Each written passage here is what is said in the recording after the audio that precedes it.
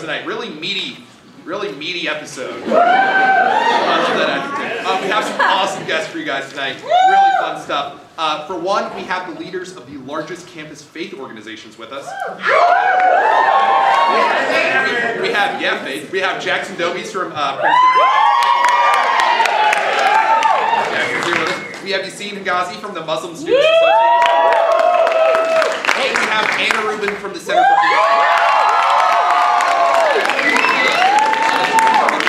We're going to start things off with a little interfaith dialogue between them, and then turn that into an interfaith dialogue, which is just a pie fight. It's going to be a lot of fun. Also, another guest, really great, a really huge honor to have him here. We have Pulitzer Prize-winning poet and director of the program in creative writing, Professor Paul Muldoon is with us. So, we're going to talk with him about prizes, rock and roll, some of his awesome side projects, and then a one-night-only event that I'm sure Adam is never going to stop talking about for the rest of his life. Professor Muldoon and Adam will be participating in a little friendly pun-off. A little pun Adam, you ready? I have to go over my notes! Adam, it's an improvised pun-off. I know, it just says do good puns like a million times. I wrote down Puma Thurman. Just say Kill Bill. Say Kill Bill. All right, somebody give that suggestion so Adam can say Puma Thurman.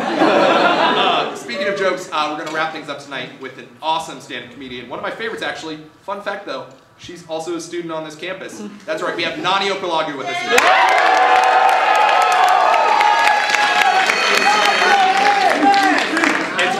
It's gonna be awesome.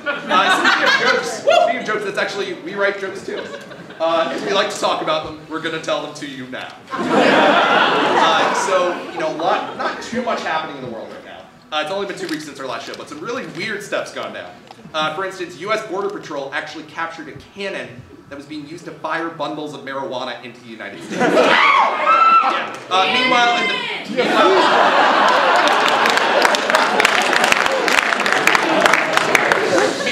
Meanwhile, in the pig kingdom, authorities just cannot locate the source of those angry birds that keep just hopping over the border. Really dangerous. What makes them so goddamn angry? It's a little backstory, Adam. I don't read the novels. Health inspectors in Europe have actually found trace amounts of horse meat in Taco Bell food. Horse meat! Horse meat in Taco Bell. Yeah. In response to the concerns, a representative from Taco Bell issued a statement saying, quote, yeah.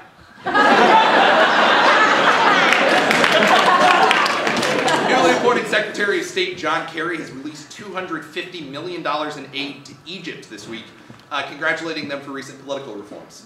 And Kerry added, if Egypt keeps being so good, he'll let them take the Chrysler out this week into that haunted house with Jeremy and his friends. The senior got a hand job there.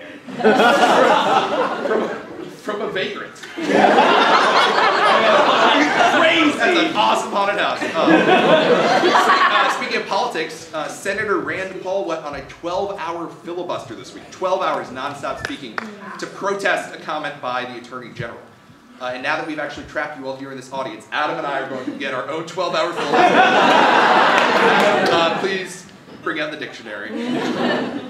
Thought you had the dictionary. All right, let's just keep doing jokes. Let's just do the show. Let's just We're going to keep doing jokes.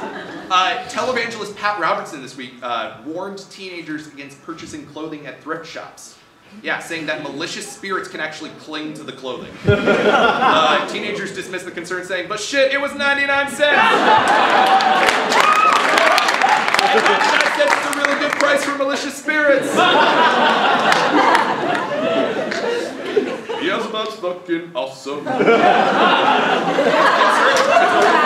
a real threat these days. Huge international events. Huge international events. Venezuelan President Hugo Chavez has died this week with complications from cancer.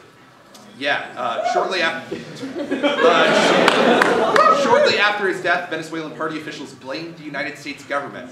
The CIA officials issued an official response saying, quote, yeah.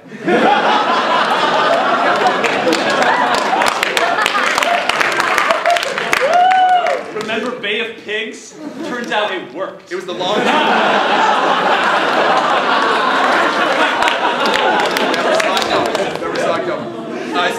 dictators, Kim Jong-un, North Korean dictator Kim Jong-un's wife, gave birth this week.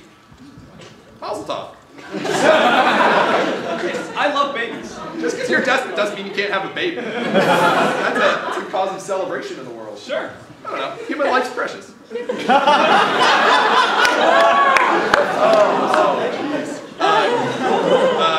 Millionaire and rocket scientist Dennis Tito has announced some interesting plans this week.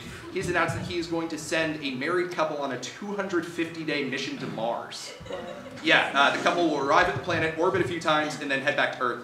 When they can't actually get out and walk around because, it's just going to be getting so late. The roads get dark at that time of night. And, it's like there's a McDonald's, but it's a bad McDonald's. Yeah. They only hired a babysitter for like 200 days. So it's going to be rough for them. The Feng Hua bus, crazy Chinatown bus service, really, really cheap bus service from New York to Boston. It's actually been shut down by the federal government for safety concerns. Bummer here. And yet, the federal government continues to ignore the real threat in the world of buses, the night bus from Harry Potter. Dangerous, dangerous bus. Wi-Fi never works. It's horrible. New study out this week. Turns out that the stronger a state's gun control laws, the less gun violence they have. In a response issued by everybody with common sense, yeah. Finally, Queen Elizabeth II was actually admitted to the hospital with signs of gastroenteritis this week. When the monarch was asked how she contracted the virus, she said, well, I hooked up with this guy whose roommate had it 2 weeks ago. So it's probably his fault. Guess she's gonna be spending a lot of time on the throne.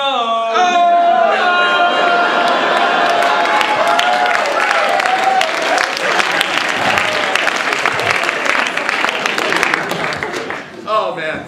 Oh goodness. Speaking of one interesting on-campus event, so the Office of Religious Life has started hosting a book club. They're actually reading The Life of Pi. You may have heard of the film adaptation. Oh yeah, I went, but I had been reading The Life of Pi-Fi.